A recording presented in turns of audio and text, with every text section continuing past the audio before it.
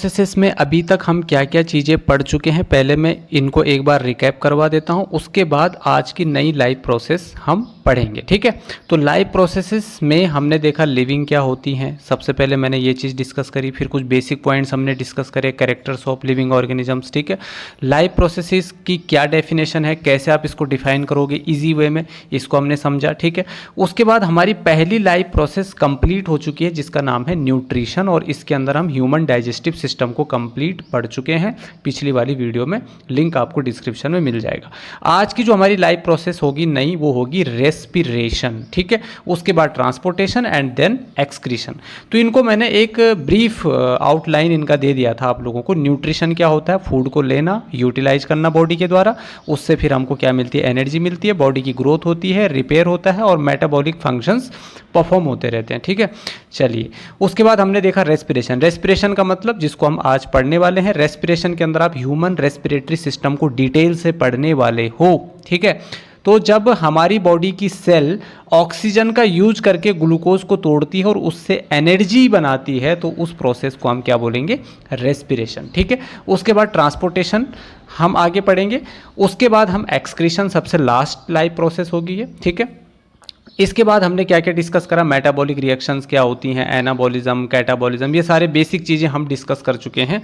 ठीक है, न्यूट्रिशन क्या होता है, न्यूट्रिएंट्स क्या होते हैं, कितने तरह के होते हैं, न्यूट्रिशन के हमने टाइप्स देखे, autotrophs, heterotrophs, autotrophic nutrition, heterotrophic nutrition, उसके बाद इसके अलग अलग टाइप्स, ऑटोट्रॉफिक न्यूट्रिशन के क्या क्या टाइप्स हो सकते हैं। देखिए क्या इंटरेस्टिंग नोट्स के साथ आपको चीज़ें डिलीवर की जा रही है, आपको कहीं जाने की ज़रूरत नहीं है, ये नोट्स बस आपके लिए बहुत इंपॉर्टेंट है, इनको आपको नोट कर देना है और साथ साथ में जब आप पढ़ते हो तो नोट्स भी बनाते रहना है, उससे चीज़ें ईजी हो जाता है समझने में। ठीक है, उसके बाद हमने हेट्रोट्रॉफिक न्यूट्रिशन के अंदर देखा, उनके एग्जाम्पल देखे। होलोजोइक न्यूट्रिशन में हमने देखा हर्बीवोर्स आते हैं, कॉर्निवोर्स आते हैं, ओमनिवोर्स आते हैं, और होलोजोइक न्यूट्रिशन के अंदर हम देखेंगे ह्यूमन न्यूट्रिशन को। ठीक है, उसके बाद सेप्रोट्रॉपिक न्यूट्रिशन, पैरासिटिक न्यूट्रिशन, ये सारी चीज़ें हम कवर कर चुके हैं। होलोजोइक न्यूट्रिशन क्या होता है, सेप्रोट्रॉपिक न्यूट्रिशन, उसके एग्जाम्पल्स, पैरासिटिक न्यूट्रिशन, उसके एग्जाम्पल्स, ये सारी चीज़ें। कुछ पैरासिटिक प्लांट्स होते हैं जैसे अमरबेल, कस्क्यूटा, किस तरीके से अपना फूड ऑब्टेन करता है, ये सारी चीज़ हम कवर कर चुके हैं। उसके बाद न्यूट्रिशन इन प्लांट्स के अंदर हमने देखा कि किस तरीके से प्लांट में न्यूट्रिशन होता है, ऑटोट्रॉपिक न्यूट्रिशन होता है, आप अच्छे से जानते हैं। इसमें हमने फोटोसिंथेसिस को अच्छे से जाना, उसकी रिएक्शन को अच्छे से समझा, किस तरीके से लीफ के अंदर फोटोसिंथेसिस की रिएक्शन होती है, क्लोरोफिल में, क्लोरोप्लास्ट में, ये सारी चीज़ें हम अलग अलग फ्लो डायग्राम्स की हेल्प से समझे। लाइट रिएक्शन क्या होती है, डार्क रिएक्शन क्या होती है, ये सारी चीज़ें हम कवर कर चुके हैं। स्टोमेटा क्या होता है, उसका स्ट्रक्चर, क्लोज स्टोमेटा का क्या सीन है और आपका ओपन स्टोमेटा का क्या सीन है। ठीक है ना, किस तरीके से ये क्लोज होते हैं, ओपन होते हैं, ये सारी प्रोसेस हम समझ चुके हैं। स्टोमेटा के फंक्शन हमने देखे, वेस्कुलर बंडल के अंदर जाइलम, फ्लोएम, दोनों चीज़ें हमने कवर करी। उसके बाद हमने देखा ह्यूमन बीइंग में nutrition, steps of holozoic nutrition, इसमें हमने देखा ingestion, digestion, absorption, assimilation and egestion, ये सारे स्टेप्स हैं होलोजोइक न्यूट्रिशन के। ठीक है ना, ये सारी चीज़ें हमने देखी। उसके बाद एलिमेंट्री कैनाल, एक्सेसरी ऑर्गन्स जो कि डाइजेस्टिव सिस्टम के पार्ट्स हैं, हमने डाइजेस्टिव सिस्टम को पूरे अच्छे तरीके से अभी तक हम पूरी तरीके से इसको समझ चुके हैं, बहुत इजी वे में समझ चुके हैं, पिछली ही क्लास में समझ चुके हैं। तो अगर आपने वो क्लास नहीं देखी है तो आप आराम से उसको देख सकते हैं। ठीक है, तो आज का जो हमारा जो टॉपिक होने वाला है, उसके बाद हमने अमीबा में न्यूट्रिशन किस तरीके से होता है इसको भी अच्छे से समझा, पैरामीशियम में न्यूट्रिशन कैसे होता है इसको भी समझा, और आज की जो हमारी लाइव प्रोसेस है वो है बच्चों रेस्पिरेशन, श्वसन। अब रेस्पिरेशन का मतलब श्वास लेना नहीं होता है, श्वास लेने में, श्वास छोड़ने में और रेस्पिरेशन में, दोनों में ज़मीन आसमान का फ़र्क है भैया। ठीक है, श्वास लेना, श्वास छोड़ना, ये तो ब्रीदिंग है। ठीक है, तो पहले आपको ब्रीदिंग समझना पड़ेगा कि ब्रीदिंग क्या होता है भाई। तो आप इनहेल करते हो, एक्सेल करते हो, एयर को इनहेल करते हो, अंदर लेते हो, और CO2 को बाहर छोड़ते हो, एक्सेल करते हो। ये नॉर्मल सी प्रोसेस है और इसको हम एक वर्ड में बोल देते हैं भैया ब्रीदिंग। क्या बोलते हैं, ब्रीदिंग। अब ब्रीदिंग के कितने पार्ट्स होते हैं, 2 पार्ट्स होते हैं, 2 पार्ट्स होते हैं ब्रीदिंग के। एक में हम हवा को अंदर लेते हैं, एक में हम उसको बाहर छोड़ते हैं। अंदर हम ऑक्सीजन लेते हैं, बाहर हम CO2 छोड़ते हैं, ऑक्सीजन लेते हैं, CO2 छोड़ते हैं। तो ऑक्सीजन लेना इनहेलेशन, CO2 छोड़ना एक्सेलेशन। ठीक है, तो एक इनहेलेशन और एक एक्सेलेशन से एक ब्रेथ बनती है। क्या बनती है, एक ब्रेथ बनती है। अब मैंने एक बार श्वास को अंदर लिया, फिर एक बार बाहर छोड़ा, तो ये एक श्वास है, श्वास प्रश्वास हम बोलते हैं ना।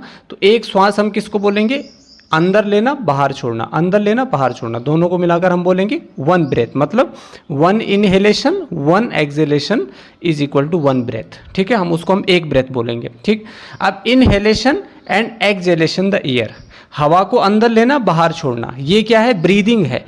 अब average breathing rate in adult, जो एडल्ट होते हैं 18 से ऊपर, उनमें जो ब्रीदिंग रेट होता है वो 12 से 20 breath per minute at normal resting phase. मतलब जब आप नॉर्मल रेस्टिंग फेज में हो, जब आप आराम से बैठे हुए हो, तब आपका जो ब्रेथ है, आप एक मिनट में 12 से 20 बार क्या करते हो, श्वास लेते हो।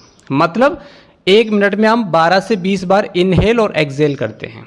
ठीक है, एक इनहेल एक एक्सहेल। ठीक है, इसको आप दो मत गिनिए, अगर आप दो गिनोगे तो 20 का 40 हो जाएगा, 12 का 24 हो जाएगा। ठीक है, लेकिन आपको इसको एक ही गिनना है, इनहेलेशन एक्सहेलेशन वन ब्रेथ। ठीक है, तो इस तरीके की हम 12 से 20 ब्रेथ लेते हैं एक मिनट में जब हम नॉर्मल रेस्टिंग फेज में। लेकिन जब हम रनिंग कर रहे होते हैं, एक्सरसाइज कर रहे होते हैं, तो ये जो ब्रीदिंग रेट है ये इंक्रीज हो जाता है, बढ़ जाता है, और बच्चों में भी ये ज़्यादा होता है। ठीक है, तो आई होप ब्रीदिंग आपको समझ में आ गया होगा। ठीक है, तो अब आता है जी रेस्पिरेशन।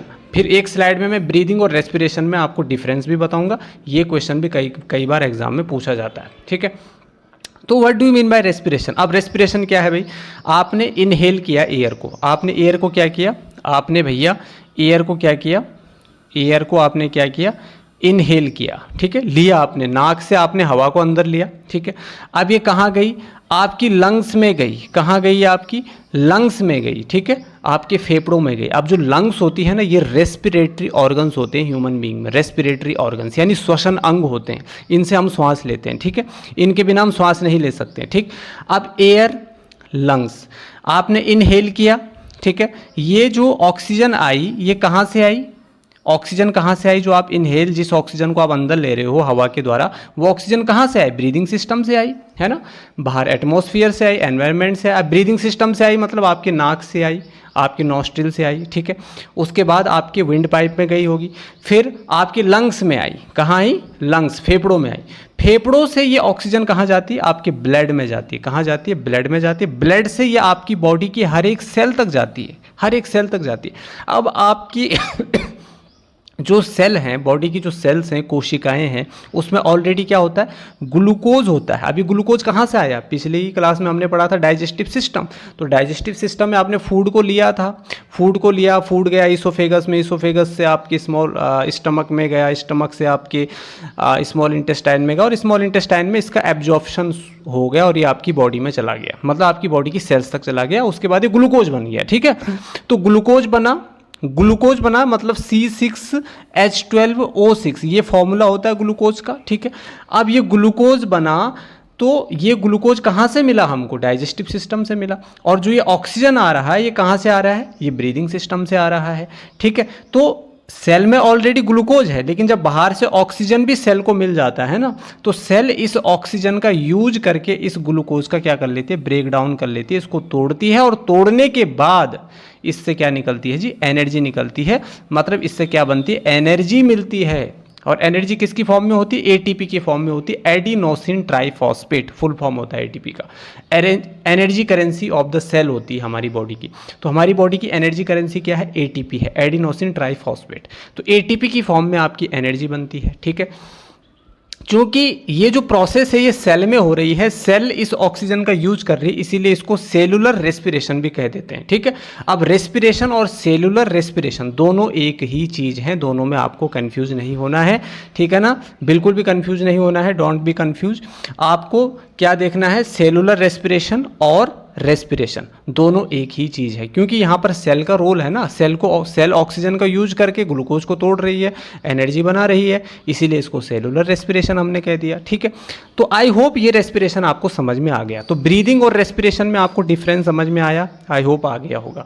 ब्रीदिंग क्या है, हवा को अंदर लेना बाहर छोड़ना, अंदर लेना बाहर छोड़ना, ये ब्रीदिंग है, सिंपल। ठीक है, रेस्पिरेशन क्या है, हवा को मतलब ऑक्सीजन को आपने अंदर लिया, ब्रीदिंग सिस्टम से, इनहेल किया, ये लंग्स में पहुंचा, लंग से ब्लड में गया, ब्लड से सेल में गया, सेल ने इसका यूज करके ग्लूकोज को तोड़ा, उससे एनर्जी मिली और एनर्जी को हमारी बॉडी ने यूज़ किया। ये है आपका रेस्पिरेशन, ठीक है। क्या है ये? रेस्पिरेशन, ठीक है। अब यहाँ पर देखो एक रिएक्शन है, ग्लूकोज को क्या मिली, जैसे ही ग्लूकोज को यहाँ पर ऑक्सीजन मिली तो ये किस में टूट गया, CO2 में, H2O में और एनर्जी में। एनर्जी हमारी बॉडी के द्वारा यूज की जाती है और ये जो वेस्ट मटेरियल होता है CO2, ये CO2 वापस लंग्स में जाता है और लंग्स से आपके विंड पाइप से, आपके नाक से बाहर चला जाता है। समझ आया? तो जैसे ऑक्सीजन अंदर आया ऐसे CO2 बाहर चला गया, ठीक है। जब भी कोई चीज़ बनती है ना तो उसमें वेस्ट मटेरियल भी बनता है, कुछ यूजफुल चीज़ें बनती हैं, कुछ हार्मफुल चीज़ें बनती हैं। जैसे आप किचन में खाना वगैरह बनाते हैं तो खाना आपने बना लिया लेकिन कुछ वेस्ट चीज़ें भी तो प्रोड्यूस हुई, जैसे आपने सब्जी काटी होगी तो उसके छिलके हुए होंगे, है ना, बहुत सारी चीज़ें उसमें अलग से हो जाती है जिनको आपको फेंकना पड़ता है, ठीक है। तो कोई भी चीज़ का जब फॉर्मेशन होता है तो उसमें कुछ यूज़फुल चीज़ें बनती हैं, कुछ हार्मफुल चीज़ें बनती हैं। तो यहाँ पर यूज़फुल चीज़ क्या बनी हमारे लिए? एनर्जी बनी, जिसको बॉडी के द्वारा यूज़ किया जाता है, यूटिलाइज किया जाता है और CO2 और H2O को बाहर कर दिया जाता है। क्लियर है? चलिए, अब मैंने आपको बोला था कि मैं एक स्लाइड में आपको ब्रीदिंग और रेस्पिरेशन में डिफरेंस बताऊंगा, ठीक है। ब्रीदिंग क्या है भैया? Breathing simple excelling and inhaling of the air, ठीक है ना। Process of excelling and inhaling the air in and out of the lungs. Lungs के बाहर, लंग्स के अंदर। लंग्स के बाहर आपने क्या फेंका? CO2, अंदर क्या लिया? ऑक्सीजन लिया। इस प्रोसेस को आपने क्या कहा? ब्रीदिंग कहा। हवा को, ऑक्सीजन को अंदर लेना, इनहेल बाहर छोड़ना, एक्सेल, ठीक है। रेस्पिरेशन क्या है? ये एक बायोकेमिकल रिएक्शन है भैया, process of breaking down of glucose to produce energy, ठीक है ना। Process of breaking down of glucose, यहाँ पर ग्लूकोज को तोड़ा जाता है, किसके द्वारा? ऑक्सीजन के द्वारा, ठीक है ना। और क्या प्रोड्यूस होती है? एनर्जी प्रोड्यूस होती है। तो ये है आपका रेस्पिरेशन। ब्रीदिंग क्या है? It takes place in lungs. Breathing कहाँ होती है? आपके फेफड़ों में होती है। और रेस्पिरेशन कहाँ होती है? आपकी सेल में होती है भैया। कहाँ होती है? आपकी सेल में होती है। That's why it is also known as cellular respiration. Breathing एक फिजिकल प्रोसेस है, आपका पूरा फिजिक इसमें यूज हो रहा है। जब आप श्वास को लेते हो ना तो आपकी बॉडी मूव करती है ऊपर की तरफ। श्वास को लिया फिर छोड़ा, फिर लिया फिर छोड़ा, पूरी आपकी चेस्ट बाहर की तरफ आती है, फिर अंदर की तरफ जाती है, फिर बाहर की तरफ आती है, तो आपकी पूरी बॉडी यूज़ हो रही है। तो ये फिजिकल प्रोसेस है। रेस्पिरेशन जो है ये एक केमिकल प्रोसेस है, यानी कि एक रासायनिक प्रक्रिया है, ठीक है, केमिकल प्रोसेस है, ठीक है। अब देखिए फिजिकल प्रोसेस जो बाहर से दिख रही है, केमिकल प्रोसेस भैया अंदर सेल के अंदर कैसे सेल ऑक्सीजन को यूज कर रही है, ग्लूकोज को तोड़ रही है, तो आपको दिखाई नहीं दे रहा है। तो that's why this is chemical process, ठीक है। ब्रीदिंग क्या है? ब्रीदिंग में क्या होता है? Energy is not produced. भाई आप ऑक्सीजन अंदर ले रहे हो, बाहर छोड़ रहे हो, मैं आपको बोलूँ आप ब्रीदिंग करते रहो, बैठ करके ब्रीदिंग करते रहो, श्वास लेते रहो, छोड़ते रहो, लेते रहो, छोड़ते रहो, तो क्या आपको इससे एनर्जी मिलेगी? नहीं मिलेगी। अगर इससे एनर्जी मिलती तो मैं बोलता आपको खूब रनिंग करते जाओ बिना खाए पिए, आपको ऐसे एनर्जी मिलती रहेगी जी। नहीं, इससे तो एनर्जी और ज़्यादा क्या होगी? रिलीज होगी, ख़त्म होती जाएगी, कंज्यूम होती जाएगी, ठीक है। लेकिन रेस्पिरेशन में क्या होता है भैया? एनर्जी बनती है। Energy is produced in the form of ATP। यहाँ पर ATP यानी कि एडिनोसिन ट्राइफॉस्फेट की फॉर्म में एनर्जी बनती है। Adenosine, you can write it down, adenosine triphosphate, ठीक है, एडिनोसिन ट्राइफॉस्फेट, ठीक है, इसको राइट कर सकते हैं आप। चलिए, तो ब्रीदिंग और रेस्पिरेशन में आपको डिफरेंस समझ में आ गया होगा, आई होप। अब उसके बाद टाइप्स ऑफ रेस्पिरेशन बहुत इंपॉर्टेंट है, यहाँ से क्वेश्चन हर साल बनते हैं, 2 से 3 नंबर के क्वेश्चन यहाँ से आ सकते हैं, या MCQ में भी आपको क्वेश्चन यहाँ से पूछा जाता है, तो इसको बहुत डिटेल से आपको पढ़ना है। टाइप्स ऑफ रेस्पिरेशन, रेस्पिरेशन के प्रकार कितने टाइप के होते हैं आपके रेस्पिरेशन? तो रेस्पिरेशन 2 तरह का होता है। एक होता है बच्चों एरोबिक रेस्पिरेशन, एक होता है एनारोबिक रेस्पिरेशन। फिर से सुनो, एक होता है एरोबिक रेस्पिरेशन, एक होता है एनारोबिक रेस्पिरेशन। एरोबिक रेस्पिरेशन जो होता है प्रेजेंस ऑफ ऑक्सीजन होता है, मतलब it takes place in the presence of oxygen, ठीक है ना, और it takes place in the absence of oxygen. कौन सा? Anaerobic respiration. तो एरोबिक रेस्पिरेशन जिसमें एयर यूज हो रही है, जिसमें ऑक्सीजन यूज हो रही है। एनारोबिक रेस्पिरेशन जिसमें ऑक्सीजन यूज नहीं हो रही है, जो ऑक्सीजन की एब्सेंस में होती है, ठीक है। तो ये चीज़ तो क्लियर है इधर वाली, ये तो प्रेजेंस ऑफ ऑक्सीजन हो रही है, इसको ऑक्सीजन चाहिए तभी ये होगा। लेकिन एनाएरोबिक रेस्पिरेशन में दो चीज़ें होती हैं। एनारोबिक रेस्पिरेशन को हम फर्मेंटेशन भी बोलते हैं। क्या बोलते हैं? फर्मेंटेशन भी बोलते हैं। इसीलिए anaerobic respiration can be of two types. तो ये दो तरह का हो सकता है। पहला है एल्कोहलिक फर्मेंटेशन, दूसरा है lactic acid fermentation. Alcoholic fermentation, lactic acid fermentation. Lactic acid fermentation जो है इसमें ऑक्सीजन होता है लेकिन कम होता है, बहुत कमी होती है ऑक्सीजन की, मतलब लेक ऑफ ऑक्सीजन। और जो एल्कोहलिक फर्मेंटेशन होता है ये एब्सेंस ऑफ ऑक्सीजन होता है, मतलब ऑक्सीजन की अनुपस्थिति में होता है, इसमें ऑक्सीजन यूज नहीं होती है। लैक्टिक एसिड फर्मेंटेशन में ऑक्सीजन यूज होती है लेकिन बहुत कम, मतलब यहाँ पर बहुत कमी होती है ऑक्सीजन की। तो जब ऑक्सीजन पूरी हो तो वहाँ पर एरोबिक रेस्पिरेशन होता है, जब बिल्कुल भी ना हो वहाँ पर एल्कोहलिक फर्मेंटेशन होता है, और जब हो लेकिन बहुत कम हो, कमी हो, वहाँ पर लैक्टिक एसिड फर्मेंटेशन होता है।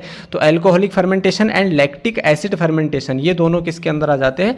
एनारोबिक रेस्पिरेशन के अंदर आ जाते हैं। ठीक है, चलिए इनको देखते हैं एक एक करके। ये जो आपका फ्लो चार्ट है ना, ये एनसीईआरटी में दे रखा है, क्लियरली मेंशन्ड है, और यहाँ से क्वेश्चन बहुत बार पूछे जाते हैं और पूछे भी गए हैं। तो इस फ्लो चार्ट को, इस पूरे माइंड मैप को आप अपने माइंड में एकदम फीड कर लीजिए, ये आपको एग्जाम में बहुत बहुत बहुत हेल्पफुल होने वाला है। ठीक है, अब देखिए जरा, सबसे पहले आपको, जब आपने डाइजेस्टिव सिस्टम में पढ़ा, आपने खाने को खाया, न्यूट्रिशन किया, उसके बाद वो खाना आपकी बॉडी में गया, उसका डाइजेशन हुआ, फिर स्मॉल इंटेस्टाइन से उसका एब्जॉर्प्शन हुआ, फिर आपने आपकी बॉडी ने उसको यूज किया, मतलब एसिमिलेशन हुआ। ठीक है, तो आपका जो खाना है ना, उसमें जो ग्लूकोज है वो ग्लूकोज बन गया है, और वो ग्लूकोज बन करके आपकी सेल तक पहुंच गया है, आपकी बॉडी की हर एक सेल तक पहुंच गया है। अब उस ग्लूकोज का क्या होता है? वो ग्लूकोज साइटोप्लाज्म में, सेल में ही एक पार्ट होता है साइटोप्लाज्म, जैसे सेल है ये उसका न्यूक्लियस है, ये बाहर वाला पार्ट क्या हो गया? इसका साइटोप्लाज्म हो गया। ठीक है, अब देखो, ग्लूकोज ऑक्सीजन की प्रेजेंस में क्या करता है? ग्लूकोज ऑक्सीजन की प्रेजेंस में, हम कह रहे हैं प्रेजेंस ऑफ ऑक्सीजन, किस में बदलता है? पाइरूवेट में बदलता है। ठीक है ना, पाइरूवेट में टूटता है ये। ठीक है, मतलब ऑक्सीजन बाहर से आई ब्रीदिंग सिस्टम से, ग्लूकोज डाइजेस्टिव सिस्टम से आया। समझ आया? ठीक है, तो बाहर से जो ऑक्सीजन आई इनहेलेशन से, ब्रीदिंग सिस्टम से, वो ऑक्सीजन को जैसे ही सेल के अंदर जैसे ही वो ऑक्सीजन आती है, सेल उस ऑक्सीजन का यूज करती है, उस ग्लूकोज को तोड़ती है, और तोड़ करके क्या बनता है जी? पाइरूवेट बनता है। ग्लूकोज जो है 3 कार्बन मॉलिक्यूल है, यानी कि 6 कार्बन मॉलिक्यूल है, C6H12O6 इसका फॉर्मूला होता है। ठीक है, तो 6 कार्बन है, इसलिए C6 कार्बन मॉलिक्यूल आपकी एनसीईआरटी बुक में यहाँ पर लिखा होगा नीचे कोष्टक के अंदर। ठीक है, चलिए, तो ग्लूकोज आपका किस में कन्वर्ट हुआ? पहले पाइरूवेट में, और ये आपको एनर्जी प्रोवाइड करता है। समझ आया? तो ये प्रोसेस आपकी कहाँ पे हो रही है? अभी साइटोप्लाज्म में हो रही है। अब इस पाइरूवेट के साथ क्या होता है? इस पाइरूवेट के साथ यहाँ पर 3 चीज़ें हो सकती है। या तो इसको पूरा ऑक्सीजन मिलेगा, या तो ऑक्सीजन मिलेगा ही नहीं, या तो मिलेगा लेकिन बहुत कम मिलेगा। ठीक है, तो पहला प्रेजेंस की बात करते हैं। पाइरूवेट को जब पूरी ऑक्सीजन, जब पाइरूवेट को लगता है यहाँ पर तो पूरी ऑक्सीजन है भैया, यहाँ पर मैं पूरी ऑक्सीजन यूज कर सकता हूँ, तो प्रेजेंस ऑफ ऑक्सीजन, मतलब ऑक्सीजन की प्रेजेंस में पाइरूवेट 3 चीज़ों में टूट जाता है, carbon dioxide, water and energy. और ये प्रोसेस होती है माइटोकॉन्ड्रिया। और ह्यूमन बॉडी की जितनी भी सेल्स हैं, हर एक सेल के अंदर यही प्रोसेस चल रही है। हमारी बॉडी की हर एक सेल के अंदर यही प्रोसेस चल रही है। ग्लूकोज पाइरूवेट में जा रहा है, पाइरूवेट को ऑक्सीजन मिल रही है, तो माइटोकॉन्ड्रिया के अंदर, जो कि पावर हाउस ऑफ सेल होती है, ठीक है, माइटोकॉन्ड्रिया के अंदर ये प्रोसेस हो रही है। ठीक है, पाइरूवेट ऑक्सीजन की प्रेजेंस में 3 चीज़ों में टूट जाता है, carbon dioxide, H2O and energy.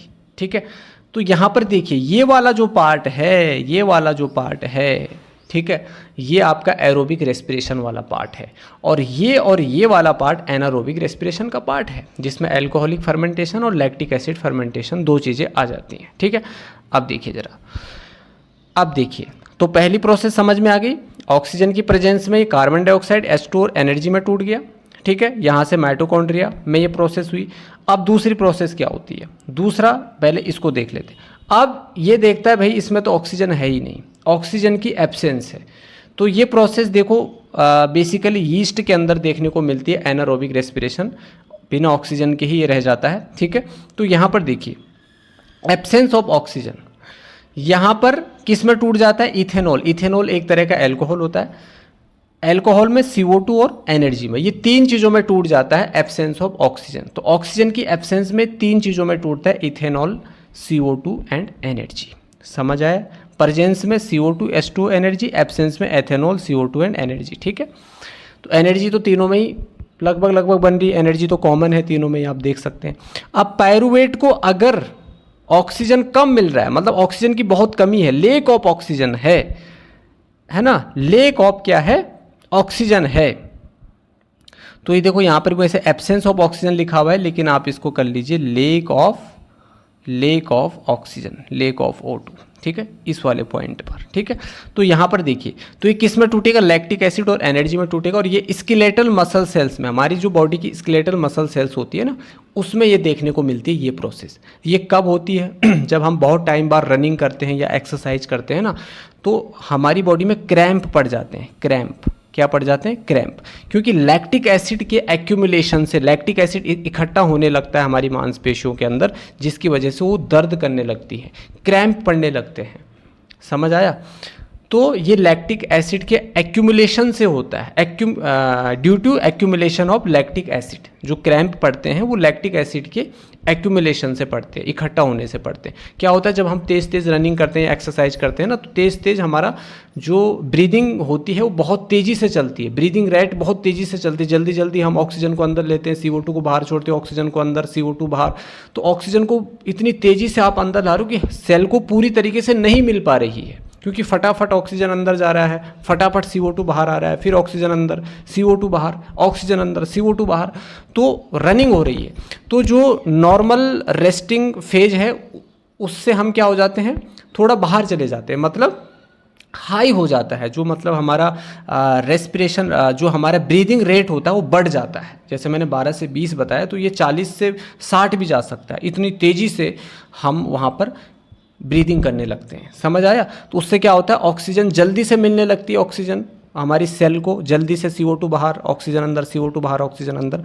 तो उससे ऑक्सीजन की कमी होती है और उसकी वजह से लैक्टिक एसिड फॉर्म होता है। और लैक्टिक एसिड हमारी मसल्स में क्या होता है? एक्यूमुलेट होता है और फिर हमें क्रैम्प पड़ना शुरू हो जाता है, दर्द होना शुरू हो जाता है मांसपेशियों में, जब हम बहुत दिन में रनिंग या एक्सरसाइज करते हैं। तो ये है इसका। ठीक है, तो आई होप ये पूरा चार्ट आपको समझ में आ गया होगा। ये आपकी NCERT बुक में भी गिवन है, वहाँ से भी आप देख सकते हैं। ठीक है, इसके बाद हम पढ़ेंगे ह्यूमन रेस्पिरेटरी सिस्टम को नेक्स्ट क्लास में। यहाँ तक हमने देखा ब्रीदिंग सिस्टम, मतलब ब्रीदिंग में और रेस्पिरेशन में क्या डिफरेंस होता है, रेस्पिरेशन क्या होता है, इसके टाइप्स, और ये इंपॉर्टेंट चार्ट। ठीक है, और इससे पहले की जितनी भी चीज़ें वो हमने रिकैप करी। तो आई होप ये क्लास आपको अच्छी लगी होगी। तो अपने दोस्तों को आप इसको ज़्यादा से ज़्यादा शेयर करें, ताकि हर किसी को इस क्लास से बेनिफिट मिल सके। ठीक है, थैंक्स फॉर वॉचिंग।